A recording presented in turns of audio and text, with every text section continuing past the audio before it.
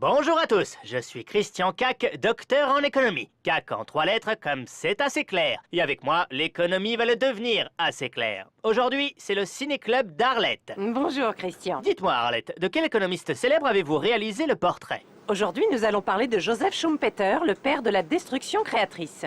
En voilà un qui a tout mon respect. Saviez-vous qu'il s'était donné pour ambition d'être le meilleur cavalier de Vienne, le meilleur amant d'Autriche et le meilleur économiste du monde?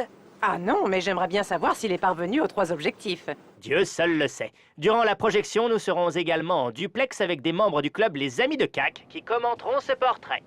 Et nous parlerons de Schumpeter, pas de Schtroumpf. René croyait qu'on allait faire un portrait économique du Schtroumpfpeter. Oh la honte. J'avais mal compris, ça arrive à tout le monde. Ceci dit, l'organisation économique du village des Schtroumpfs n'est pas dénuée d'intérêt. Nous l'étudierons peut-être une prochaine fois. Mais pour le moment, place au film sur Schumpeter. Allez-y Arlette.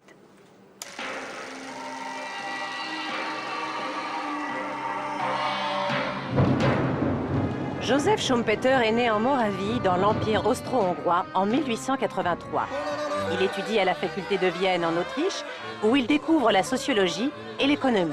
Muni d'un doctorat en 1906, Schumpeter part en Angleterre, où il épouse sa première femme, Gladys Sever. Il s'installe ensuite au Caire, où il devient avocat. En 1908, il publie son premier ouvrage, Nature et essence de l'économie théorique, qui lui permet de décrocher une chaire en économie. Provocateur, ce brillant cavalier se rend régulièrement en tenue d'équitation aux réunions de son université. Moi aussi, je vais en tenue d'équitation à mes soirées SM. Ce touche-à-tout va ensuite entamer une carrière dans la politique, puis diriger une banque en Autriche qui fera faillite au bout de 4 ans. En 1927, Schumpeter s'installe aux États-Unis, où il devient professeur à Harvard.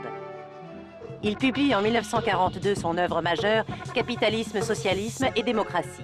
On rentre dans le vif du sujet. Pour Schumpeter, l'innovation est la force motrice de la croissance économique. Ainsi, l'innovation peut permettre à une entreprise d'obtenir un monopole et lui assurer une certaine période de prospérité. C'est le cas du Schtroumpf bricoleur. Il est le seul à fabriquer des boîtes à schtroumpfer. Il est plein aux as. Schumpeter ajoute, et c'est là sa grande idée, que toute innovation technologique importante entraîne un processus de destruction créatrice, c'est-à-dire la disparition de certains secteurs, induite par la création de nouvelles activités économiques. Eh oui, on n'a jamais fait d'omelette sans casser des œufs. Attention, petit quiz. Comment Schumpeter appelle la destruction de valeur